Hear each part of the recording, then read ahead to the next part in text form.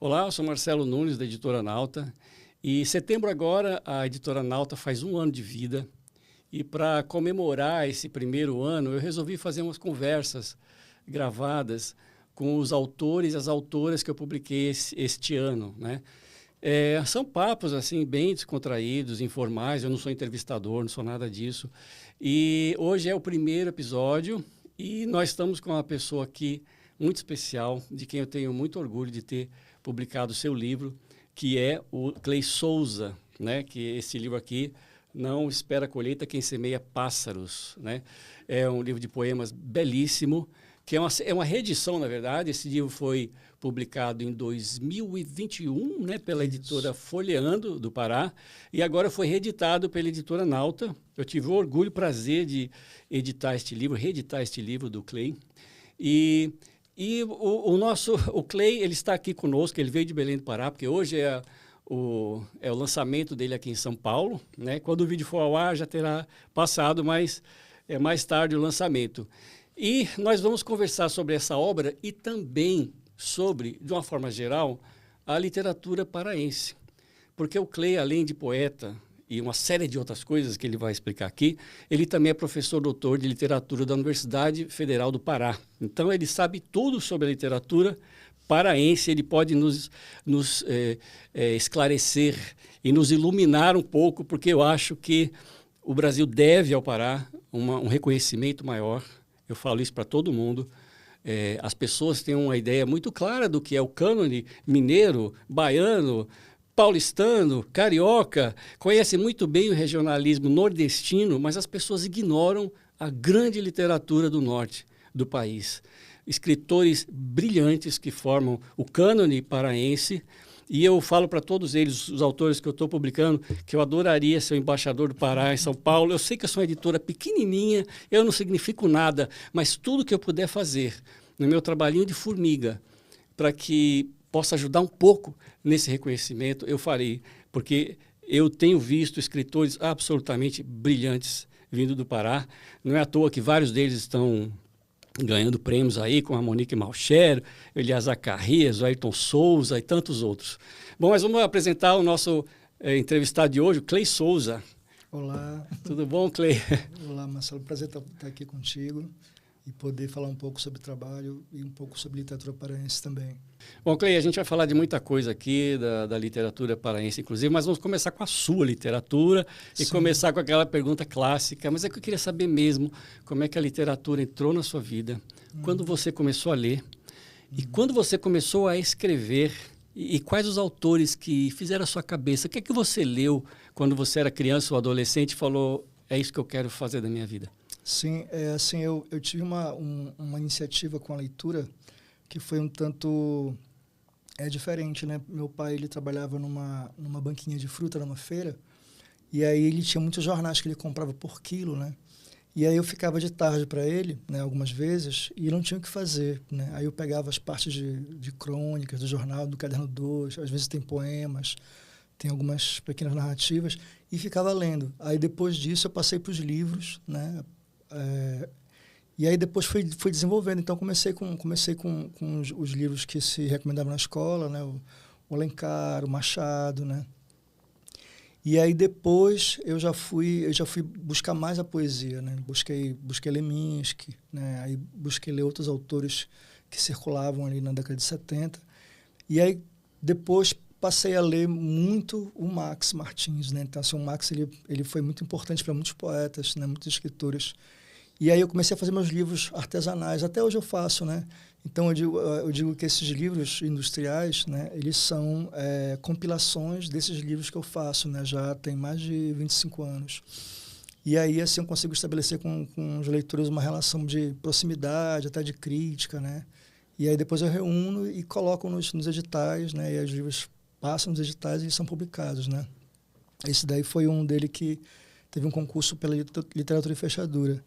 Então, assim, o meu caminho foi esse, né? Foi de começar essa leitura solitária e depois, na adolescência, conheci algumas pessoas no meu bairro que também tinham a leitura como um universo de socialização.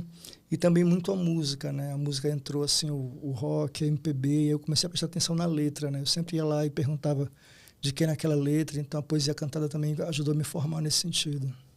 E você, quando começou a escrever, você já optou pela poesia? Ou você... Eu sei que você tem um livro de contos, né? Uhum. Mas o que veio antes? Você foi de cara na poesia ou você começou a escrever prosa?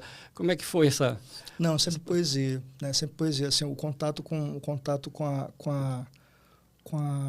a canção, né? Com a letra de música, né? E com os poetas me fez muito ir para a poesia, né? E aí eu comecei essa prática de fazer os zines, né? Fazer os livrinhos e fazer os poemas. Então, já fui direto, né? O conto, ele é muito esporadicamente, né? Que o conto até a novela, eu demoro muito a fazer, mas os poemas são constantes. Você tem um livro de contos, né? Isso. Que é o Suicidado e Outras Histórias. O Suicidado e Outras Histórias, né? Foi publicado também pela Folhando. Não, foi pela Mezanino, do poeta Marcílio Caldas Costa. Ah, tá, ok. E que ano foi publicado? Faz tempo? Foi agora em 2020, né? Que teve agora. E aí teve um edital onde eu morava, em Marabá, né? E aí ele foi selecionado e foi publicado pela Mezanino, né? Do Marcílio. O que eu percebo assim na sua produção é que você é um poeta, mas você é muitas outras coisas, né? Você faz vídeos, você faz música, faz videoarte, você é um multiartista. E eu vi uma entrevista sua em que você defendia uma ideia de pluralidade, de uma produção rizomática, como você colocou, né? De não ficar colocando coisas em gavetas, como você falou, e você até usou uma expressão bastante forte. Você falou que colocar coisas em divisórias e gavetas é uma doença ocidental, né? E você deu exemplos muito bonitos na entrevista. Eu gostaria que você, se pudesse, explicar para o público da Nauta essa sua ideia, que eu achei tão bacana, desse seu rizoma de produção de poética e musical e de tudo. Sim, não, é que eu digo que a gente tem uma tradição ainda, né, que ainda perdura, muito disciplinar, né? E aí, para mim, a arte, de um modo geral, ela estabelece muitas passagens e diálogos, né? E então, assim, tu tens povos, por exemplo, em que a divisão, né, por exemplo, da arte, para eles, alguns povos indígenas, por exemplo, né? Para eles, a questão da pintura se liga à questão da palavra, a questão da palavra se liga ao canto, se liga à dança. Então, assim, a gente estabeleceu, por exemplo, com a poesia, com a literatura, uma tradição de que a literatura ela é do livro físico, né? E agora do livro digital. Mas a literatura no livro ela é um suporte, né? Ela é um suporte, mas o corpo também é. E, aliás, o primeiro suporte da literatura foi o corpo, né? Se a gente for medir numa linha temporal, o tempo que a literatura passou no corpo até o momento da tecnologia da escrita, né, vai um tempo muito maior no corpo. Então, assim, eu acho que o vídeo, né, também é outro suporte, né? O vídeo, a canção é outro suporte. Então, e a gente tem uma tradição, por exemplo, na música, que ela é muito rica, né? A gente tem músicos que têm uma profundidade poética muito grande, né? Isso é uma tradição brasileira, segundo o Wisnik, né? O professor Wisnik. E aí o meu trabalho ele vai nesse sentido, né? De tentar estabelecer esses diálogos e não ficar preso num suporte ou numa linguagem, né? Eu não consigo trabalhar assim. Então, assim, muitos poemas que estão nesse livro, por exemplo, eles também são videopoemas, né? Eu trabalho com isso. E aí, assim, o meu caminho foi entrar na academia e começar a produzir sobre isso teoricamente também, né? Então, eu publico artigos sobre videopoesia, sobre poesia cantada, sempre priorizando, não exclusivamente, mas priorizando a produção paraense, né? Para que isso tenha uma certa visibilidade. Então, eu acho que hoje em dia ainda mais um momento que a gente vive, uma sociedade que ela é multimídia, né? Os dispositivos móveis, eles trabalham com áudio, com vídeo, com a escrita, com os ícones. Eu acho que a literatura, a produção estética com a literatura tem uma possibilidade muito maior que antes não tinha, né? Porque antes era tudo muito difícil, né? Tu poderes gravar, tu poderes filmar, editar. Hoje em dia tu faz isso muito facilmente. Antes era mais difícil, agora é fácil, né? Né? Assim, você tem uma ideia libertária, de liberdade mesmo, de produção, e artística e tal. No entanto, você é um acadêmico, né? Sim. Existe um choque aí para você? A vida acadêmica é o ápice desse... De colocar as coisas em gavetas e compartimentos e etc, etc, né? Talvez até essa doença ocidental que você fala seja uma doença ocidental moderna, né? Porque você veja no mundo antigo não havia não havia um biólogo, um matemático, um geômetra, não, eram todos filósofos, né? Sim. O Pitágoras era um filósofo, ele não era matemático, ele era matemático por acaso, mas era um filósofo, né? Você tem os polímatas orientais. Então, no mundo antigo também havia essa ideia de que os saberes são todos juntos, né? E aí depois, lógico, o mundo moderno foi essa coisa, né?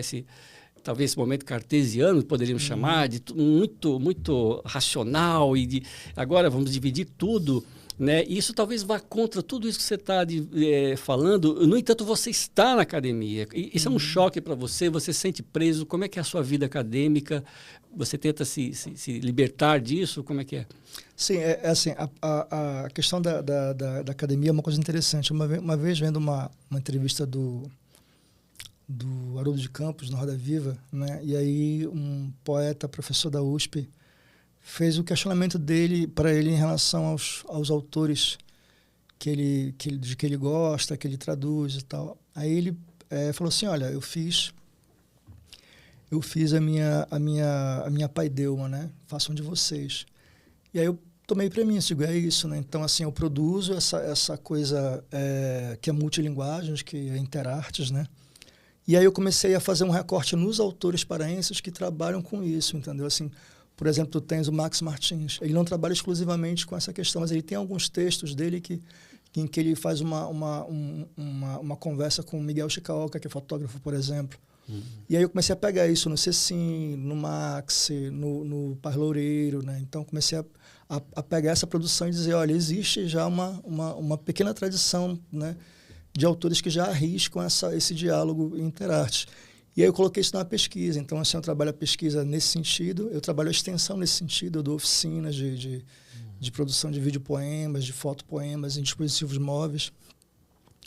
E aí eu também estou nos programas, né, de pós tentando provocar os discentes a produzirem nesse sentido, né? E no curso de letras, então, eu digo que eu tento ter esse papel demoníaco aí de pegar e propor uma outra perspectiva de literatura no curso de letras, né? Porque em alguns lugares já existe essas iniciativas, né? Concursos de videopoema, mostras. Só que no Pará isso ainda é muito visto como uma coisa que se liga às artes visuais, ao curso de artes, aos artistas e não aos poetas, né? não aos escritores, né? Mas já é uma grande produção no Brasil sobre isso. Maravilha. Sobre aquilo que eu estava falando no começo, a literatura paraense não ser tão conhecida quanto deveria no Brasil, aqui no livro do Benoni Araújo, maravilhoso, sobre a Ira do Mar, né, que você escreveu a orelha, aqui tem uma apresentação de um amigo de vocês, Edilson Pantoja. Sim. E ele fala uma coisa aqui que eu achei muito dura. Queria saber o que é que você acha, como isso se aplica aos escritores paraenses e como isso se aplica a todos nós que escrevemos. Ele está falando sobre a leitura que ele faz de Sobre a Ira do Mar, e ele fala assim, a atmosfera que tanto me remete a Os Ombros Suportam o Mundo, de Drummond, quanto Esperando Godot, de Beckett, ou Meus Amigos, do desconhecido Emmanuel Bove, ou ainda, para mencionar um dos nossos, Ribanceiro, do também desconhecido Dalcídio Jurandir. Aí ele diz assim, aliás, o desconhecimento, a invisibilidade, a desaparição em vida é uma característica do autor contemporâneo. Sobre ele dificilmente pousam as grandes luzes. Eu achei isso muito duro e muito realista.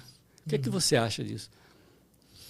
Com relação aos autores contemporâneos, assim, a situação da produção em Belém ainda não há uma grande disseminação. Então, assim, por exemplo, eu escrevo já há um tempo e agora que começou-se a pesquisar um pouco, né, a minha produção e na área de multimídia, né? Então, assim, eu acho que o que falta justamente na academia é a gente ousar pegar essa literatura contemporânea e começar a pesquisar, né? Que é o que eu faço, por exemplo, com os meus alunos, né? Eu pego esses autores, né? E aí proponho seminários, proponho atividades em que eles entrem em contato, né? Com os autores, inclusive o Belém Araújo, o outro livro dele, né? Um Para Caso Disperso já foi tema de seminário, os alunos foram lá com ele, né? Sim. E assim, no Pará, em Belém, né? Nos lugares que eu trabalhei, assim, o que se sobressai mais são autores que já têm um certo nome, né? Haroldo Maranhão, o Dalcio Jurandir, né? Que já seria uma espécie de cânone estadual, né? De escritores. Os contemporâneos ainda precisam ser mais lidos, né? Sobre o cânone, a gente poderia que o Belém, Pará, e principalmente Belém, teve uma era de ouro, né? Que foi na época que o Benedito Nunes e o Max Martins estavam juntos ali, as pessoas orbitavam os dois, né? Mário Faustino. A história do Mário Faustino é muito interessante, né? O Mário Faustino saiu do Piauí, né? E foi para lá, ele abriu um jornal. Como é que foi essa história? Conta pra gente, você que conhece mais. Tem gente que não sabe a efervescência que era Belém naquela época. Várias pessoas passaram por lá, o Robert Stock, o poeta americano, inclusive a Clarice Lispector. Pouca gente sabe disso. Nessa época, exatamente, no pós-guerra, a Clarice Lispector viveu em Belém. Vou contar essa história que é muito interessante. Sim, dessa geração tem uma grande produção, né? E que se liga a essa roda que eles chamavam Academia dos Novos, né? E que era um grupo de amigos. Então tinha o Haroldo Maranhão, né? Tinha o Paulo Plinio Abreu, que foi um grande tradutor do poeta alemão, o Rilke, né? Ele foi um grande tradutor do Rilke, tem um livro, fez um único livro que saiu depois da morte dele, mas que é maravilhoso, né? Poesia. Então tem o Paulo Plinio, tem o Max, né? Tem o Mário Faustino também, circulava por ali, né? Tem o Benedito Nunes, que começou com a poesia, depois foi para a crítica, né? Tem o Haroldo Maranhão, né? Que também é um grande escritor, né? E tem também o Rui Barata, né? Que talvez dessa geração seja aquele que ficou mais conhecido, porque ele foi letrista das Canções do Filho, e a Fafá musicou, gravou, né? Então, assim, as primeiras composições da Fafá de Belém são letras do Rui com o filho Paulo André, né? Que inclusive agora saiu 50 anos do disco, né? Do primeiro álbum. Então foi uma geração muito, muito importante, né? E assim, o Paulo Plínio também professor, né? O Rui Barata também professor, né? Depois dele veio o Paz Loureiro. Então foi uma geração muito, muito rica nesse sentido, né? E aí o Haroldo Maranhão, né? A família dele tinha um jornal, né? E aí, assim, ele convenceu a família a ter um suplemento literário, né? um suplemento artístico. E aí, nesse suplemento, escrevia o Mário Faustino, escrevia muita gente, inclusive autores. Drummond publicava lá, mandava material. Então, o Haroldo teve uma produção muito legal, porque foi um momento em que a literatura estava nos jornais, né? Então, assim, a disseminação era maior, né? E depois acabou, né, o suplemento, e aí a família perdeu o jornal e vendeu para outro grupo, né? Mas foi uma era de ouro, como tu falaste. E inclusive tem uma apresentação aqui que o Benedito Nunes fez para este livro aqui do Max Martins. Aliás, essa é uma coleção maravilhosa que a UFPA fez, né? Sim. Toda a obra do Max Martins, uma edição de luxo, capa dura, maravilhosa. Eu queria comprar todos. Com a direção do Age, né? Do Age de Carvalho. Age de Carvalho, exatamente. E aqui deixa eu ver aqui, tem uma parte aqui muito interessante. Deixa eu ver se eu acho aqui. Eu tinha colocado aqui. Uma parte muito interessante da apresentação do Benedito Nunes para esse livro aqui do Max Martins, e ele fala assim, Nada sabíamos da passagem de Mário de Andrade por Belém em 1927, e muito menos da existência de seus correspondentes paraenses, mais interessados nos estudos de folclore do viajante paulista do que na poesia futurista de Paulicéia Desvairada. Embora já tivesse 18 anos de idade, o modernismo ainda não ingressara em nossas antologias escolares. Vivíamos, durante a Segunda Guerra Mundial, uma época de isolamento provinciano. Sendo o transporte aéreo precário e raro, Belém ligava-se às metrópoles do sul quase só pela navegação costeira dos Ita. Quer dizer, havia um isolamento geográfico, de certa forma, e que foi rompido, e parece que é rompido continuamente pela visita de estrangeiros, né? Então, eu acho que é correto dizer que essa geração floresceu ao conhecer o modernismo. Olha, existe uma geração antes da deles, Sim, que é do Dalcídio Jurandir, que eu chamo de milagre literário, né? Porque assim, essa geração ficou conhecida como geração, hoje em dia é chamada de geração do peixe frito, né? Por conta de uma carta que o Dalcídio Jurandir fez, em que ele dizia assim, olha, Belém não tem literatura, Belém só tem peixe frito, né? Então, o que significa isso? Na época, no Ver o Peso, né, você vende até hoje o peixe frito lá, então quando tu não tinhas o dinheiro do alimento para a família, tu ias lá, conseguias o dinheiro de alguma matéria de jornal que tu fazia algum trabalho, né? Algum freelance. E aí não dava mais tempo de fazer o almoço. Então tu ias lá, comprava um peixe frito, uma farinha. Então ele dizia o seguinte, que Belém expulsava os escritores, e ele foi para o Rio de Janeiro, né? Depois que ele ganhou o prêmio para publicar o primeiro romance dele. Então, ele falava isso, e o Bruno de Menezes também, que é um grande poeta, né, que inaugura a poesia negra modernista brasileira. E então, era uma geração que era de periferia, né, mas que era muito autodidata. Hoje em dia, a gente pesquisa o Bruno, pesquisa o Dalcídio. E aí, depois dessa geração, veio essa. Só que essa geração, ela teve um contato que foi bem interessante, como tu falaste, com o Bob Stock, né? Que era poeta, né? Que era poeta, era músico, e aí ele levou, né, segundo os relatos, né, que a gente lê dessa geração do Max e do Benedito Nunes, ele levou muitos autores e mostrou muitos autores para essa geração.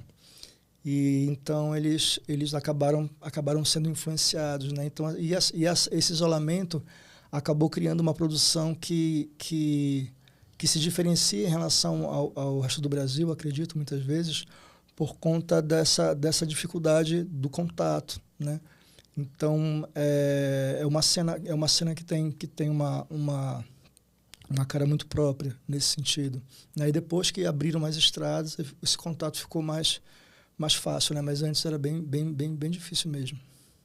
Uma característica que eu vejo em muitos escritores, pelo menos essa geração do Max para cá, é que, claro, você tem autores os mais diversos, todos absolutamente originais, cada qual ao seu modo, né? Não estou colocando todo mundo num saco e dizer a literatura paraense é assim. Não é um regionalismo, não. São autores muito, muito originais. E uma característica que eu acho muito interessante, que sempre me encantou, é que é uma poesia extremamente sofisticada. Sim. Extremamente sofisticada. E talvez seja uma teoria errada, mas me parece que o Pará, por estar isolado do país, se abriu ao mundo de desforra. Não, assim, tem um outro poeta que eu gosto muito de lá, que é o Antônio Moura, né? E aí o prefácio do último livro dele, no prefácio, né, um autor, acho que é daqui de São Paulo, ou lá do Rio, ele fala assim, o problema da literatura brasileira começa num bairro de São Paulo e acaba num bairro do Rio de Janeiro, né?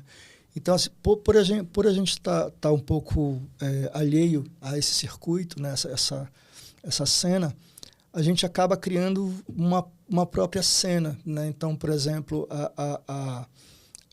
essa linha que se cria, né, temporal do cânone, os autores de Belém e do Pará, de modo geral, eles acabam indo por outros caminhos e criando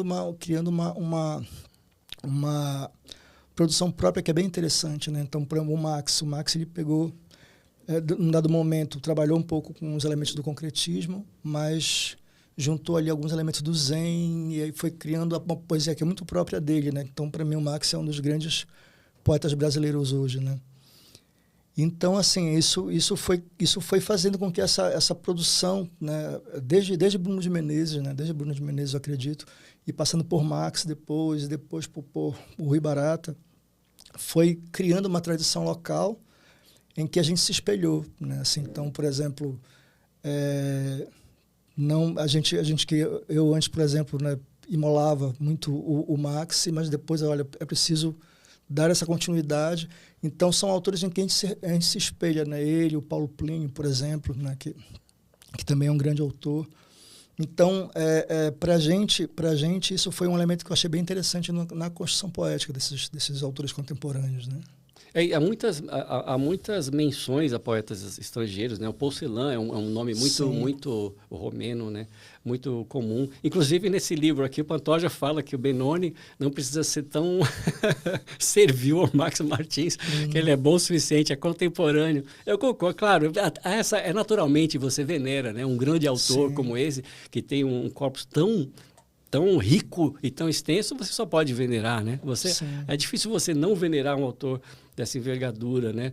Mas eu vejo até nos escritores contemporâneos, assim, essa sofisticação e essa originalidade, são todos muito diferentes, né?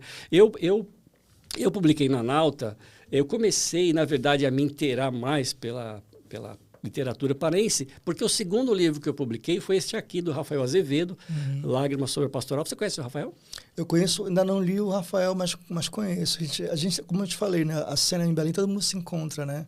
A gente conversa, vai um lançamento um do outro, né? Então, eu conheço ele. Então, ele falou muito bem de você. Eu tinha lido esse livro aqui dele, né, o primeiro, o Ecos no Coração da Terra, um romance belíssimo. Ele escreve de uma forma bastante lírica, é uma prosa densa, é um romance assim que tem uma densidade lírica muito, muito grande.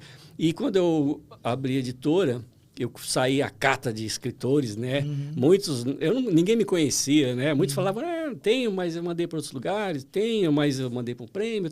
Eu só recebia não. Eu falei, meu Deus, eu abri a editora e não vou ter autor agora, porque ninguém sabe quem eu sou, ninguém sabe se a editora vai ser boa, se vai ser criteriosa ou não. Então, eu consegui uma poeta, a primeira foi a Fernanda Spinelli, aqui de Santos, um livro de poema lindíssimo, chamado Imago, e o segundo foi o Rafael. Eu falei, Rafael, você tem alguma coisa? Ele falou, tenho, e já está sendo revisado. Eu falei, maravilha. Então, ele foi o segundo, é um livro belíssimo, Lágrimas sobre a Pastoral.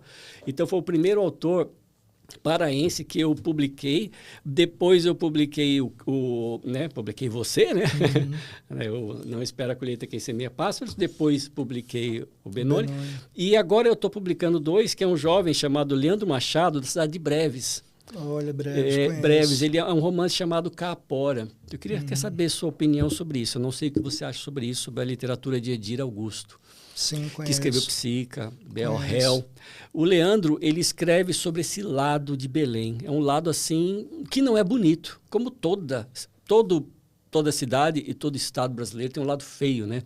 Então, assim como o Rubem Fonseca decidiu remexer na lama carioca, escrever sobre o crime carioca, a violência carioca, o Edir Augusto decidiu, até pela formação, acho que ele foi repórter policial, um negócio assim, né? Jornalista. Escrever sobre a violência de Belém, sobre os ratos d'água, sobre o tráfico de prostituição, etc. E é uma literatura muito forte, muito violenta. E esse autor, o Leandro Machado, ele vai por aí. Esse livro Caapora é um livro muito, muito bem escrito, mas muito cru e muito chocante. Ambientado em Breves? Ambientado em Breves. Principalmente na ação dos ratos d'água, que vão ali roubando as pessoas, os barcos.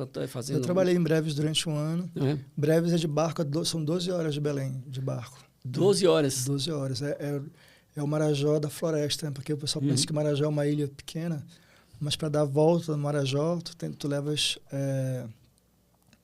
48 horas, se eu não me engano, né? Então, assim, tu sai da parte dos campos e vai para a floresta. E isso que o Edir fala, né, eu vi de perto, né, porque eu dei aula durante um ano no campus de Breves. Então, assim, tu tens lá uma situação de violência muito grande, né, por conta de várias questões, né, que tu já colocaste, né, que tem os ratos d'água, tem a questão do tráfico internacional, né, que passa por ali, porque são muitas ilhas, porque na verdade é um arquipélago, né? Então é muito difícil fiscalizar, é muito mais fácil o tráfico de mulheres também passa por ali, né? E aí há esse requinte de violência. Então, eu me lembro que quando eu li o Psica, né, algumas pessoas de Belém falaram assim, ele tá dosando a mão, né, muito forte no interior. Aí eu falei assim, olha, eu vi de perto essas coisas que ele está falando, muitas coisas aí ele mudou, mas é inspirado em coisas que acontecem mesmo, né, de violência no interior do Pará, né, nessa parte das águas, porque é difícil a fiscalização, né? Não é como uma estrada, por exemplo, que tu pões uma barreira não, são vários caminhos que... Os igarapés, né? Vários caminhos que são difíceis de fiscalizar, né? Então... E falando, o Leandro, ele é formado em letras, ele tem 26 anos, né? Uhum. Ele é do campus lá acho que é do campus de Breves, de Breves. Sim. E eu queria saber, assim, você, no seu trabalho na universidade, você tem conhecido jovens escritores, jovens poetas, jovens romancistas, você gostaria de falar de algum deles, novos talentos, como é que é? Você descobre pessoas, você dá uma força, eles estão produzindo, tem gente boa? Sim, olha, um que foi meu aluno foi o Ayrton Souza, né? Eu dei aula em Marabá, né, durante 11 anos, e aí o Ayrton foi meu aluno e o TCC dele foi, inclusive, eu consegui convencer o Ayrton a fazer o TCC dele em cima do Max Martins, e o TCC dele ganhou o prêmio de melhor ensaio daquele ano, né? Então, Ayrton tinha na época, e se comprovou isso depois, um potencial muito grande como poeta, né? Então, as pessoas hoje em dia conhecem ele pelo romance que ele ganhou, mas assim, a produção de poesia dele e também muito premiada, só que não tem talvez uma visibilidade tão grande quanto o do Sesc. Então, ele é conhecido mais como um romancista, né? Mas a produção poética dele é muito boa, muito, muito grande. E aí também tem o Thiago Batista, que vai agora publicar o primeiro livro dele também, né? E defender o mestrado dele agora. Fotógrafo, também faz esse diálogo com a palavra e a imagem, muito bacana. Enfim, e assim,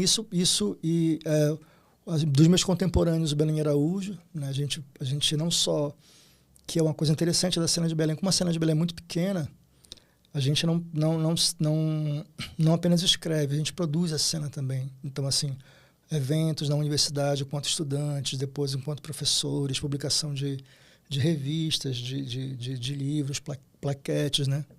Então, essa cena é uma cena que floresce muito porque é a maneira que a gente tem de fazer essa produção aparecer, né? Então, assim, mas tem uma produção muito, muito interessante, né? Em Belém, em Marabá também, né? Tem um polo de literatura muito legal lá, assim, de clubes de leitura, de professores que fazem trabalhos com os alunos lá, de ler mulheres, enfim. Tem uma cena bem interessante. E assim, falar um pouco do futuro, o que é que você está preparando para o futuro? Mais poesia? Tem algum romance em vista?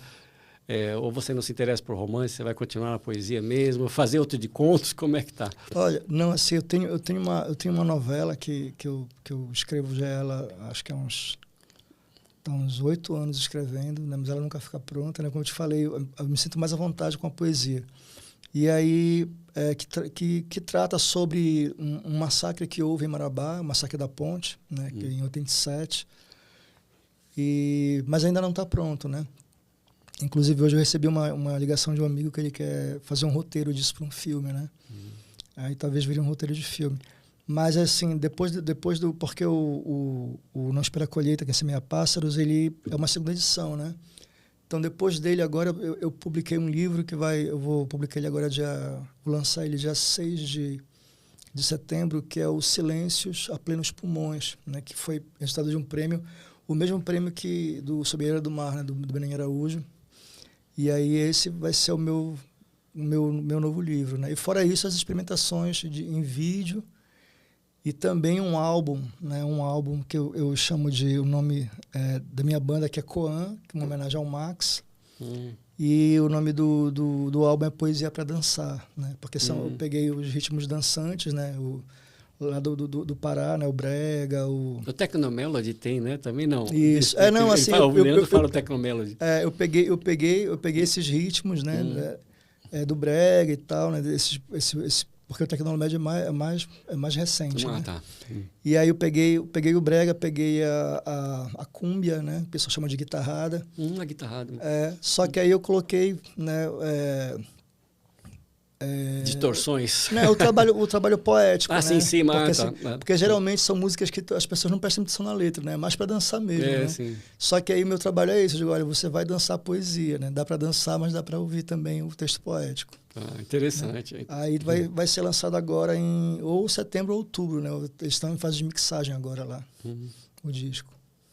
E sobre o fazer poético, eu sempre acho muito interessante. Porque eu também sou escritor, já escrevi alguns romances, um livro de contos, mas eu escrevi poesia quando era adolescente, graças a Deus, nunca mostrei para ninguém. Eu acho a poesia, acho que o Ezra Pound falou, né? Poesia nem literatura é. Poesia está no outro campo, no campo, só, sei lá, da metafísica ou da música, ou de outra coisa. E eu acho muito interessante perguntar para os poetas como eles trabalham. O Cortázar falou uma coisa sobre contos, mas ele falou assim, eu não procuro contos, eu não vou atrás de temas nem nada. Os temas vêm atrás de mim. A literatura vem atrás de mim. De repente, estou andando na rua, vejo uma mulher na janela e eu sinto necessidade de escrever sobre aquilo. As ideias me vêm e eu me sinto impelido a escrever sobre aquilo. Eu não saio catando nada. A literatura vem atrás de mim. E eu me sinto impelido. Aí, quando eu falo, ok, eu vou escrever, aí eu me esforço ao máximo para fazer o melhor possível. Né? E eu acho que muitos poetas são assim também, né? Essas impressões, né, que vão talvez surgindo e fazendo com que ele escreva. Mas o primeiro livro que eu publiquei na Nauta, que foi o Imago, da Fernanda Spinelli, como eu falei, eu gostei muito do primeiro livro dela. E aí eu falei, Fernanda, eu estou atrás de escritores, sei lá, era abril, maio, junho, e eu falei, em setembro eu quero publicar algum livro, não tenho nenhum. Você tem algum livro pronto? Ela falou assim, não tenho, mas vou fazer e vai ficar pronto em setembro. E ela escreveu um livro de poesia e ficou maravilhoso. Uma coisa a lá João Cabral, né? E eu falei, ela conseguiu, ela falou, eu vou escrever um livro para você de poesia. Escreveu um livro maravilhoso, o Imago é um livro maravilhoso. Então foi o inverso, né? Ela falou, ela explicou assim, eu não fiquei esperando a poesia vir tocar no meu ombro, eu fui tocar no ombro da poesia. Então eu queria saber, como é que é para você escrever poesia, esse mistério para você, como é que é? Não, assim, eu não me preocupo tanto em procurar, né, essa procura da poesia, né? Eu sou mais desse modo como tu falas, né? De deixar a poesia chegar, até porque, assim, uma vez o Ayrton, ele me questionou, assim, professor, por que você não divulga o seu trabalho tanto, né? Tem gente que nem sabe o que o senhor escreve, né? Eu falei, Ayrton, porque assim, eu acho que o professor, no momento, é mais importante que o poeta. A gente tem muitos poetas e escritores bons no Pará e precisamos de leitores. Então, assim, o meu trabalho, a minha busca é por divulgar esses autores, né? Os contemporâneos que ainda não são lidos, né? E divulgar essa produção de experiência. E aí, assim, as ideias vão surgindo para mim, eu anoto, eu deixo bastante tempo, porque, assim, quando a gente escreve alguma coisa em termos de poesia, às vezes a gente acha, olha, isso aqui é muito legal. E depois de um tempo, a gente vai olhar e talvez não seja isso. Então, é esse tempo de decantar. E aí eu vou guardando e depois eu vou mexendo devagar, né, nisso, e o livro vai surgindo devagar. Assim, eu não sou como João Cabral, né, que dizia, olha, tá aqui o título, agora vai sair assim. Não consigo trabalhar desse jeito. Então, assim, os livros, aí eles surgem em pequenas tiragens artesanais, e aí eles circulam no meio dos amigos, e aí eu ouço as críticas, né? E aí depois eu junto alguns livros e faço esse grande, né? Faço o livro, o industrial chamado, né? E então é isso. Então, assim, não tem uma produção sistemática nesse sentido. A minha preocupação hoje em dia é mais em ser um crítico e um divulgador dessa literatura, dessa poesia, né? Para que isso alcance os leitores, né? Então, meu esforço, assim, nesse sentido, cotidiano, é nesse sentido. Você tem essa preocupação em formar também, né? Formar jovens, tem essa coisa da academia, né? Que é o grande trabalho, né? O grande missão. Justamente porque, assim, a gente lá em Belém, como eu te falei, tem uma cena bem pequena, né? Poucas livrarias, né? Algumas livrarias não dão espaço para os autores locais. E aí e também não há por parte da academia uma preocupação em trabalhar com esses autores. Então eu tomo para mim essa preocupação, né? Mais no campo da poesia. Tu perguntaste sobre o Rafael inclusive musicou um poema meu de um livro. O Rafael é violonista, né? Ele estudou música, tudo. E aí, assim, mas o meu trabalho é mais de leitura e crítica no campo da poesia, né? Porque, assim, eu digo, eu sou poeta, então é preciso fazer com que a cena poética apareça. Então, a minha produção de artigos, de extensão é mais nesse sentido. Né? Não tenho uma preocupação tanto com relação a uma produção sistemática poética, né? Mais nos intervalos. Mas o resultado é absolutamente maravilhoso. Eu sou fã desse livro aqui. Né? Tem um poema que eu gosto muito que diz Navegar é o tema é o título, né? Teu navegar não é pelo milagre de 1000 peixes. O que te move é a baleia impossível.